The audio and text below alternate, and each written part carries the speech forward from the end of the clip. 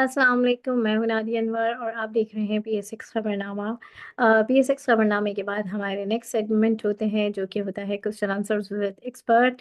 और उसमें हमारे साथ मौजूद होते हैं टॉप लाइन सिक्योरिटीज़ के senior research analyst Nashid Malik sahab, और उसके साथ ही साथ जो है हमारे साथ मौजूद होंगे मोहसिन हसन साहब, जो कि टॉप लाइन में टॉप लाइन सिक्योरिटीज़ में as a head of commodities हैं, जो कि हमें टेक्निकली मार्केट को बताएँगे। तो चलें सबसे पहले नज़र डालते हैं आज की अहम खबरों पर। स्टॉक एक्सचेंज में आज इब्तिदाई तेज़ी के बाद कारोबार में बड़ी मंदी देखी गई, जिसके नतीजे में इंडेक्स 3 सतह खो गया। शेयर मार्केट में आज 1560 पॉइंट्स के साथ केएससी 100 इंडेक्स बढ़कर 1,17,000 पॉइंट्स की सतह अबूर कर 1,17,613 पॉइंट्स की सतह पर पहुंच चुका। इसके बाद मार्केट में मंदी का रुझान आया, जिसके नतीजे में 1638 पॉइंट्स की बड़ी मंदी के साथ 100 इंडेक्स घटकर 1,14,414 पॉइंट्स की सतह पर आ गया। वज़ीर आज़म शहबाज शरीफ की कराची आमद के मौके पर पाकिस्तान स्टॉक मार्केट में मुनक़िद तकरीब से खिताब करते हुए उन्होंने कहा कि पहली बार स्टॉक मार्केट का दौरा करने पर खुशी हुई। हमारी कामयाबियां टीम वर्क का नतीजा है। हमें अब माशी नमू की जानिब बढ़ना है। स्टॉक मार्केट की तेज़ी को अब मईशत की बेहतरी के लिए इस्तेमाल करना है। माजी में बड़े खुशनुमा प्रोग्राम देखें और सुने हैं। उन्होंने मजीद कहा कि ज़्यादा टैक्स पाकिस्तान को नहीं चलने देंगे। हमें आईएमएफ से किए गए मुआहदे पूरे करने हैं, ताहम वक्त आने पर आईएमएफ को खैर बात कह सकें। मजीद कहा कि इस ज़माने में कराची की रोशनियां ख़त्म हो गई थीं, मगर अब कराची में दोबारा रोशनियां आ चुकी हैं। कराची हमारा तिजारती, फंक्शनल और एक्सपोर्ट्स का मरकज़ है। अब हम उड़ान पाकिस्तान के ज़रिए मुल्की मईशत को मज़ीद ऊपर ले जाएंगे। सोने की आलमी और मुकामी कीमतों में आज भी इजाफा देखा गया। रिपोर्ट के मुताबिक बैनुल-अक़वामी बिलियन मार्केट में फ़ी ऑन सोने की कीमत में $10 का इजाफा हुआ। कीमत में इजाफे से फ़ी ऑन सोना $2,652 की सतह पर आ गया। इसके अलावा मुल्क में फ़ी तोला सोने की कीमत में आज ₹1,000 का इजाफा हुआ। इस इजाफे के बाद फी तोला सोने की कीमत 2,77,000 की सतह पर आ गई। सोने की कीमत में इजाफे के बरक्स फी तोला चांदी की कीमत बगैर किसी तब्दीली के 3,350 रुपये और 10 ग्राम चांदी की कीमत भी बगैर किसी तब्दीली के 2,882 रुपये की सतह पर कायम रही।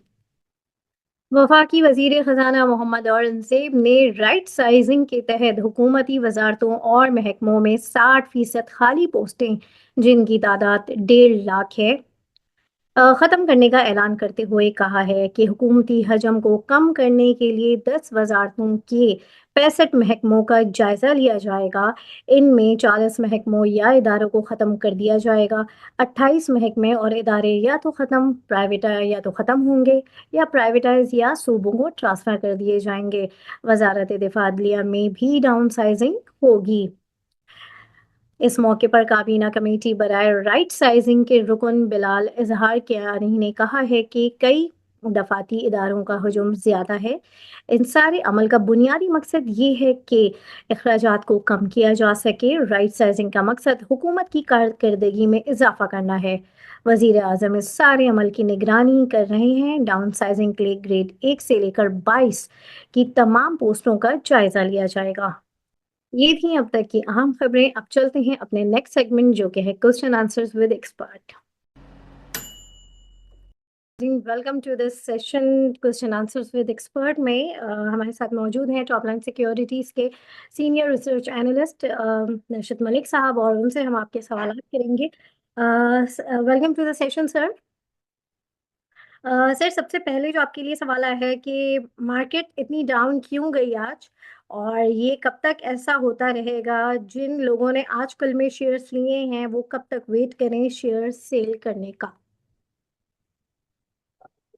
मार्केट में कुछ ऐसी चीजें हैं, कुछ अनसर्टनिटीज चल रही हैं जिसको लेके मार्केट डाउन है। ये गैस की प्राइसेस बढ़ जाना, फिर आईएमएफ की कुछ कंडीशंस हैं, फिर मे बी जो है ना, वो प्राइम मिनिस्टर का जो विजिट हुआ है पीएसएक्स में, उसमें लोग शायद ये एक्सपेक्ट कर रहे थे कि कोई बड़ी या पॉजिटिव अनाउंसमेंट आएगी, तो वो नहीं आई। उस वजह से भी ये कुछ रीजन है जिनकी वजह से मार्केट डाउन रही है। हम्म, सही। अच्छा सर, नेक्स्ट सवाल है, target price for EPCL for 1 year. EPCL ji बस ये इन्हीं लेवल्स पे ही रहेगा जहाँ पे ये है, ऐसे जिसके कोई अच्छे प्रोस्पेक्ट नहीं है अगले एक साल। सही। अ, अच्छा, यहाँ पर एमएलसीएफ की अच्छी बाय कहाँ बनती है? एमएलसी बाय कर सकते हैं, अभी आप जो करंट रेट पे चल रहा है इस पे कर सकते हैं बाय। सही।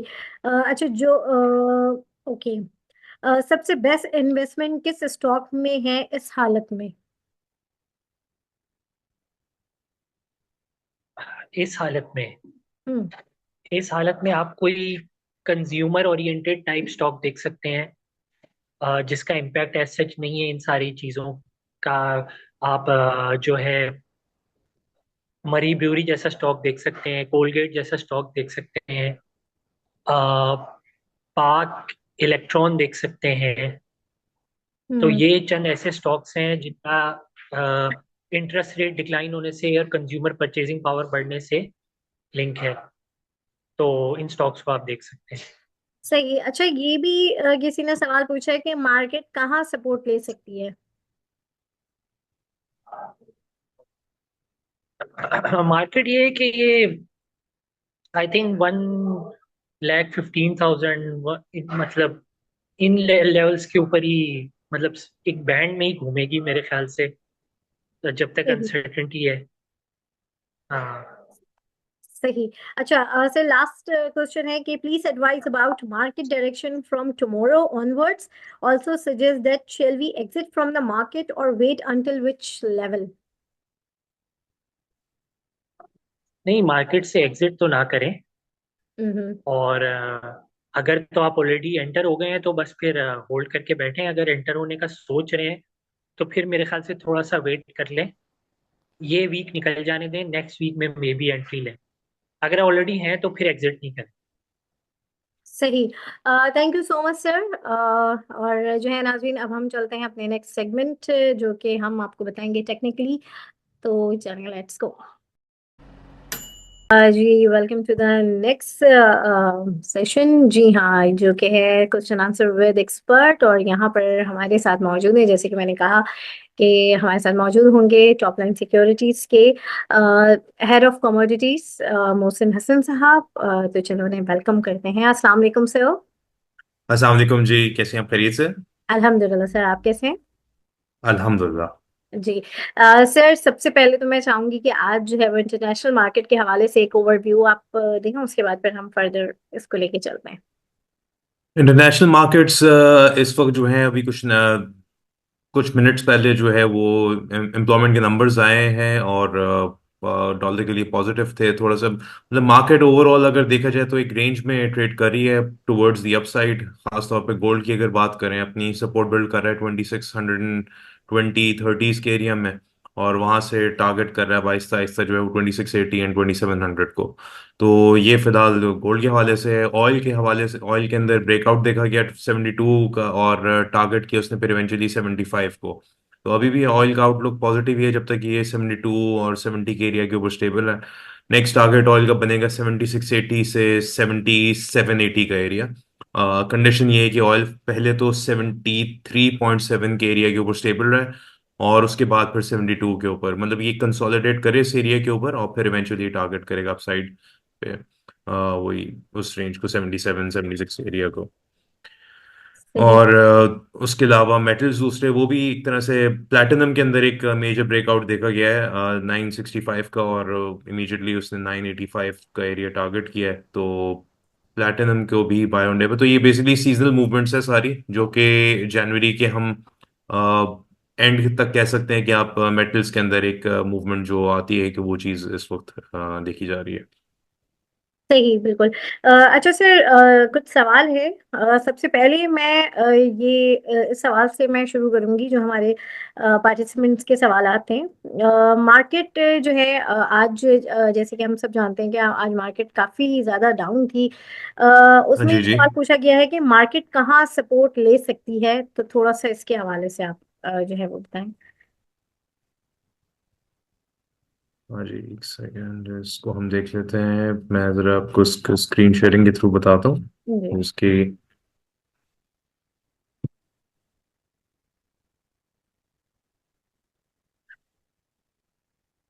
अच्छा जी, सबसे पहले तो अब ये है कि AC 100 का चार्ट हमारे सामने खुला हुआ है। ये वीकली फॉर्मेशंस के ऊपर है। हुँ, और इसके हवाले से अगर मैं आपको थोड़ा सा एक चीज़ गाइड करता चलूँ, ये इसको हम थोड़ा सा ड्रैग करके पिछली मूव्स को अगर हम फॉलो करें 100 इंडेक्स की, तो हमें काफ़ी कुछ चीज़ें देखने को आती हैं जो कि एक तरह से हमारे हमें गाइड कर सकती हैं गोइंग फॉरवर्ड के मार्केट की मूवमेंट क्या हो सकती है।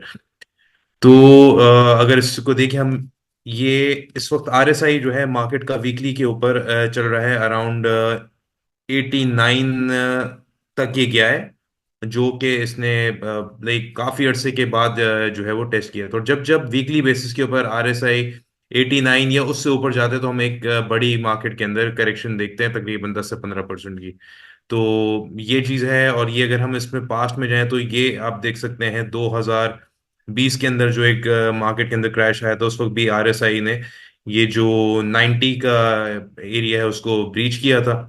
और उसके बाद जो जो भी टॉप रजिस्टर हुआ था उसके प्राइस, उसके बाद मार्केट के अंदर एक मेजर करेक्शन देखने में आई।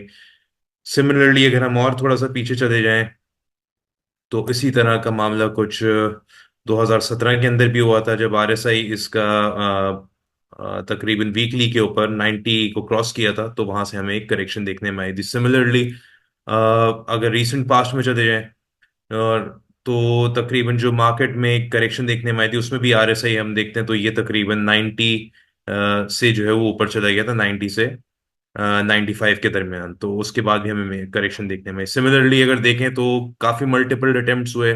और उसके अलावा जो है यहाँ पर इस वक्त RSI वही अराउंड 89 के आसपास आया, इसने उस एरिया को टेस्ट किया और फिर जो है हमने कह सकते हैं कि अभी पुल बैक आया है। इसको एक मेजर करेक्शन नहीं कह सकते, वो डिपेंड करेगा कल की मूवमेंट के ऊपर। अगर मार्केट जो जो कल का लो था हमारा 1,13,700 के आसपास का, अगर मार्केट कल उस लो को ब्रेक करके क्लोजिंग उस ये एरिया के नीचे दे देती है, तो फिर हम कह सकते हैं कि नीचे इसका 1,11,500 से 1,09,500 का एरिया ओपन हो जाता है। वो फिर एक वहां सपोर्ट बिल्ड बनेगी, सपोर्ट जोन बनेगा मार्केट का, जहां पर उस एरिया के आसपास ही कंसोलिडेट करके फिर वापस बढ़ने की कोशिश करेगी। तो कल का दिन बड़ा इंपॉर्टेंट होगा। 1,13,700 जो यानी कल का लो था, उसके ऊपर स्टेबिलिटी चाहिए मार्केट को। और इसको हम अगर बिल्कुल बाइफरकेट करें छोटे टाइम फ्रेम्स में भी, आपको मैं बता देता हूँ कि किस वजह से हम कह रहे हैं। और ये जो एक चीज आपको मैं यहाँ खास तौर पे मेंशन करना चाहूंगा कि मैं क्यों उस करेक्शन की बात कर रहा हूँ। हालांकि मार्केट में सब चीजें, सेंटिमेंट भी पॉजिटिव पॉजिटिव था कल तक। आज सुबह भी मार्केट हमने देखा कि 1,700 पॉइंट प्लस गई ऊपर। बट जो चीज क्या कहते हैं इंडिकेशन दे रही थी, वो बेरिश डाइवर्जेंस थी डे चार्ट के ऊपर RSI की। वो मैं आपको इस तरह बता देता हूँ कि क्या बेसिकली बेरिश डाइवर्जेंस होती क्या है। अगर कोई भी गाड़ी की स्पीड से जा रही थी और आगे हम देखते हैं कि हमें मार्केट गाड़ी को अगर टर्न करना है हमने, तो हम गाड़ी की स्पीड को थोड़ा सा आहिस्ता करते हैं, मोमेंटम उसका ब्रेक डाउन होता है, फिर हम गाड़ी को मोड़ते हैं। इसी तरह अगर हम इस चीज के ऊपर एग्जांपल दें मार्केट की, तो हम देखें जो पहले मार्केट ने हाई रजिस्टर किया था 1,17,000 का, जो सबसे पहला हाई था मार्केट का, उस वक्त अगर हम देखें डे चार्ट के ऊपर भी RSI कांस्टेंट टॉप कर रहा था अराउंड 91 के पास डे टाइम फ्रेम के ऊपर। और फिर उसके बाद RSI जब मार्केट ने करेक्शन ली, तो फिर RSI इसका नीचे आ गया था अराउंड 45 तक, जो कि मिड रेंज होती है इसकी। लेकिन एक चीज जो कि पॉइंट ऑफ कंसर्न थी वो ये थी कि उसके बाद जब मार्केट 1,05,000 से 6,000 से जो वापस बढ़ के गई है 1 लाख एक्सक्यूज मी 1,18,000 जो गई है, उसमें हम यहां पर नीचे देखते हैं RSI के अंदर वो मोमेंटम नजर नहीं आया, वो स्ट्रेंथ नजर नहीं आई।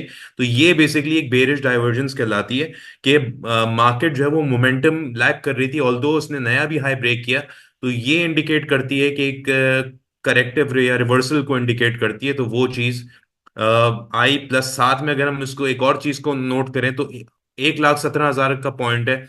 वहां पर आके मार्केट ने 3 से 4 बार जो है वो सेल ऑफ ट्रिगर हुए, यानी प्रॉफिट टेकिंग ट्रिगर हुई है उस एरिया के पास आके। आज भी एग्जैक्टली यही हुआ। और मार्केट ऊपर गई 1,17,700 के पास, और फिर इवेंचुअली ये आके जो जब उसने अर्ली क्लोजिंग दी 17,000 के नीचे, तो फिर उसके बाद से जो है वो सेलिंग के अंदर जो है वो प्रेशर बढ़ना शुरू हो गया।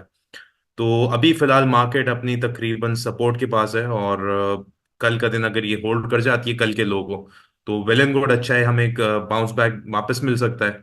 और अदरवाइज कल का ये 1,13,700 का एरिया अगर उसके नीचे क्लोज करती है, तो पहले तो कुछ मार्केट अपने फेयर वैल्यू गैप्स हैं शायद वो पूरे करने जाए, तो उस चीज की बेसिस के ऊपर ये जो इसका गैप बन रहा है अराउंड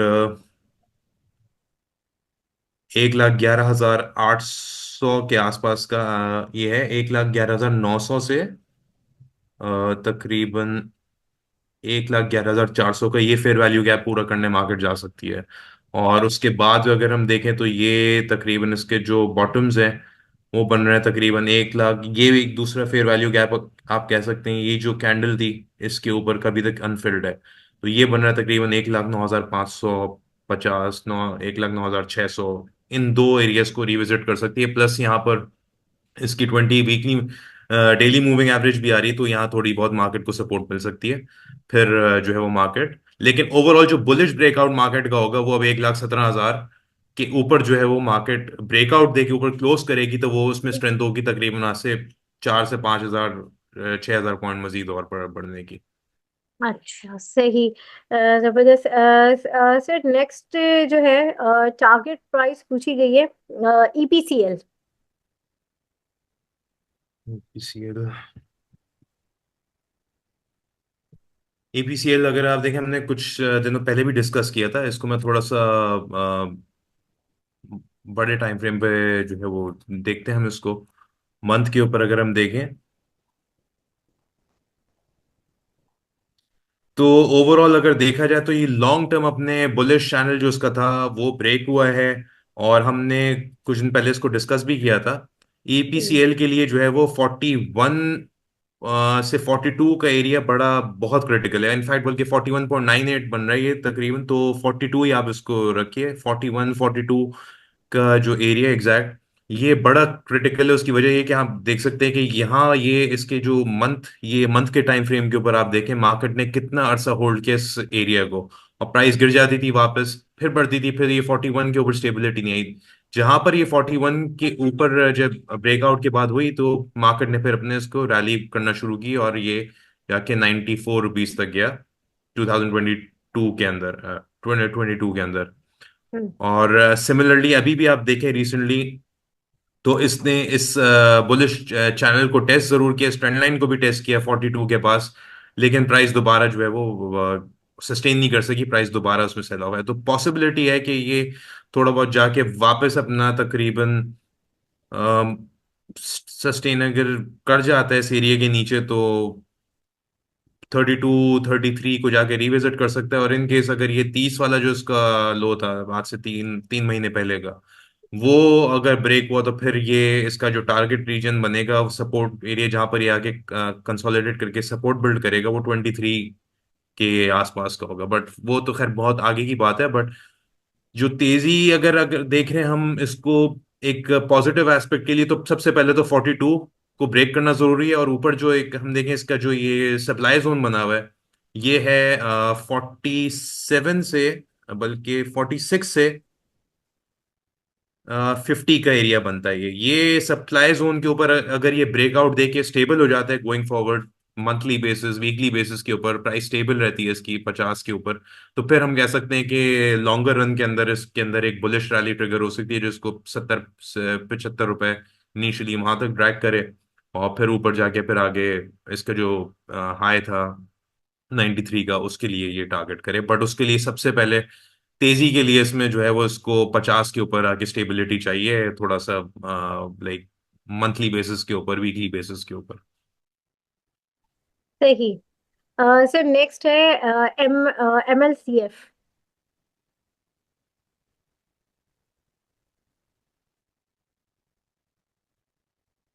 अच्छा जी, इसको अगर मंथली बेसिस पे देखें तो महबिल्ली सीमेंट ने अपना सप्लाई जोन टेस्ट किया है, जो कि आ रहा है अराउंड 47 से तकरीबन 51 के रीजन के अंदर।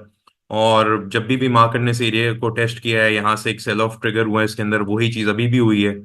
तो इस एरिया को क्लियर करना जरूरी है। बुलिश ब्रेकआउट असल में जो है वो यही होगा कि 51 के ब्रेकआउट दे और उसके ऊपर स्टेबल रहे।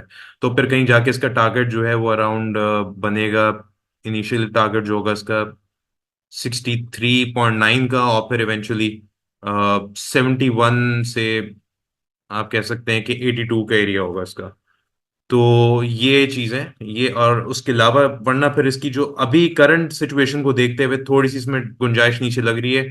40 से 37 के रीजन एरिया के अंदर इसको टेम्परेरी वक्ती तौर पे हम बाय कर सकते हैं। कंडीशन ये कि ये अपनी इस ट्रेंड लाइन के भी ऊपर रहे, तो थोड़ा सा मीडियम टर्म में अपना उसको होल्ड करेगा ही। बट ओवरऑल 40 से 37 अच्छा एरिया होगा, कंसिडरिंग कि अभी इसमें अगर प्राइस में वापस अगर, क्योंकि काफी अरसे के बाद इसने इस एरिया को होल्ड करके ब्रेकआउट दिया, तो 37-40 एक अच्छा एरिया होगा बाइंग का। टारगेट हम इसको वही रखेंगे, 47 से 51। वो ब्रेक होगा तो फिर अपसाइड इसमें बनेगी, अदरवाइज ये इसी रीजन के अंदर कंसोलिडेट करता है।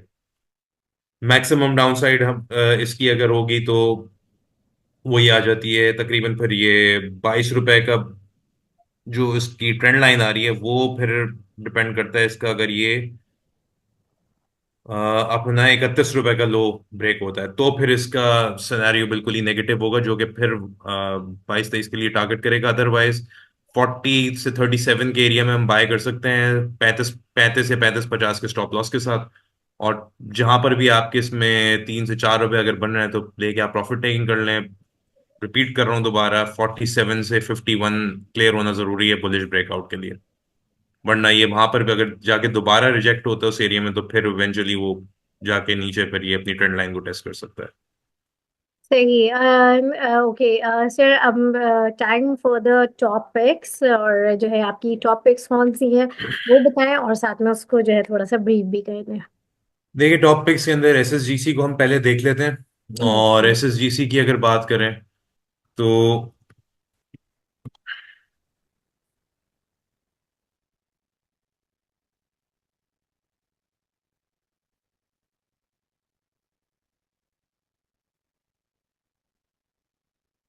एसएसजीसी बेसिकली अपने करेक्शन इसने लेनी शुरू की थी, और 23% के नीचे गई थी। 38% के आसपास इसमें थोड़ी सी जगह थी, बट उससे पहले ही मार्केट ने कल देखे तो ये गैप ओपनिंग के साथ नीचे लो रजिस्टर करने के बाद 36 रुपए से बढ़ना शुरू हुआ।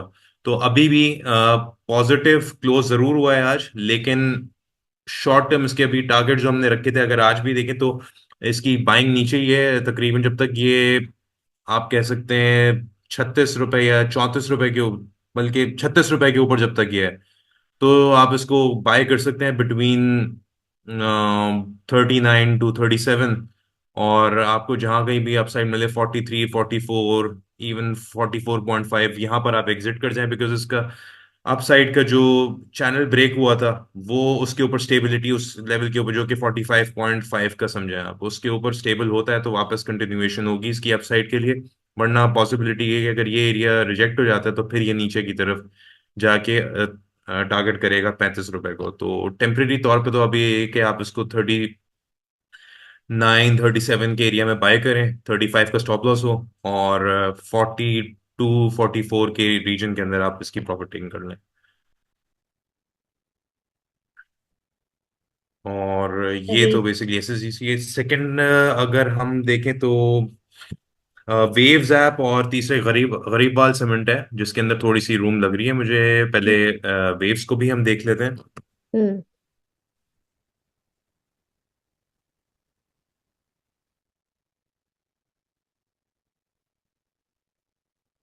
अच्छा जी, वेव्स का ये है कि इसकी अगर हम हिस्ट्री देखें तो काफी अरसे के बाद इसमें थोड़ी सी एक पोटेंशियल मुझे नजर आ रही है टेक्निकल एस्पेक्ट के हवाले से भी, बिकॉज ये होल्ड कर रहा है अपनी सपोर्ट्स को। और जब तक मेरे हिसाब से ये 10 रुपए से 11 रुपए के ऊपर स्टेबल हुआ हुआ है, और बहुत से बहुत 9 रुपए 70 पैसे हम इसको एग्जैक्ट कर लेते हैं इसकी 200 डे मूविंग एवरेज है। तो 9 रुपये 70 पैसे से तकरीबन समझे ₹10.5 के एरिया के ऊपर जब तक ये स्टेबल होल्ड हुआ हुआ है, तो इसमें हम देख सकते हैं कि ये इनिशियली ₹12.5 और फिर बढ़ के तकरीबन 13.5 से जो इसके 14.5 का एरिया था उसको ये जाके टारगेट कर सकता है, और थोड़ी इसमें रूम नजर आती है। और लेकिन इसमें जो एहतियात होगी वो ये है कि अगर ये कमिंग डेज के अंदर 15 से 18 का एरिया में आता है, तो उस एरिया के अंदर प्रॉफिट टेकिंग कर ली जाए, बिकॉज ये इसकी हिस्ट्री रही है 2007 से। ये जो रेड जोन हम ऊपर देख रहे हैं, इसको अगर हम मंथ पे जाके देखेंगे तो हमें पता चल जाएगा क्यों मैं इसको इतनी वेटेज दे रहा हूँ, कितनी इंपॉर्टेंस दे रहा हूँ इस रेड जोन को। बिकॉज ये जब इस रेड जोन के अंदर गया है 15 रुपए से 18 रुपए के दरमियान, इसके अंदर बड़े सेल ऑफ्स आए और इसके ऊपर इस रीजन के अंदर इसकी प्राइस होल्ड ही नहीं कर पाई है, और ये फिर दोबारा बिल्कुल जो है वो क्रैश कर जाता है। तो बेहतर ये है कि अभी टेम्पररी जो भी ये हम इसको इसमें देख भी लेते हैं कि 2007 से लेके जो इसके अंदर थी मूवमेंट, जो बड़ा इसमें एक क्रैश आने के बाद जो ये उठा है दोबारा 60 रुपए से गिरने के बाद, तो इस एरिया को ये देखें, जो इसका सप्लाई जोन वो ये बन रहा है 15 रुपए से 18 रुपए का एरिया। यहाँ प्राइस जब आती है तो ये गिर के अराउंड हमने देखा है कि ये तकरीबन 6, 6.5, 7 रुपए तक गिर जाता है ये, और फिर वहां पर कंसोलिडेशन रहती है, इवन 2 रुपए तक भी चला गया था। तो फिलहाल अभी छोटे टाइम फ्रेम्स के लिए तो ये इसमें किया जा सकता है, 12.5 से 14 रुपए के लिए एंट्री हम इसमें ले सकते हैं। और कंडीशन ये है कि 9 रुपए 70 पैसे से 10.5 के ऊपर ही स्टेबल रहे। अब आ जाते हैं हम जी गरीबवाल सीमेंट पे। हम्म। अच्छा जी, ये इसमें है पोटेंशियल फिलहाल अभी, और इसने अभी रिसेंटली ब्रेकआउट भी दिया है। तो मंथ के ऊपर भी हम देखें तो उसने ब्रेकआउट दिया है, और इसके अंदर पोटेंशियल है तकरीबन 62 रुपए से 64.5 का जो इसका सप्लाई जोन है उसको जाके टेस्ट कर सकता है। तो कंडीशन ये है कि इसको 48 से 46 के ऊपर जो है इसके अंदर स्टेबिलिटी रहती है, तो इट्स गुड बाइंग, कह सकते हैं कि अच्छी बाइंग ऑप्शन है।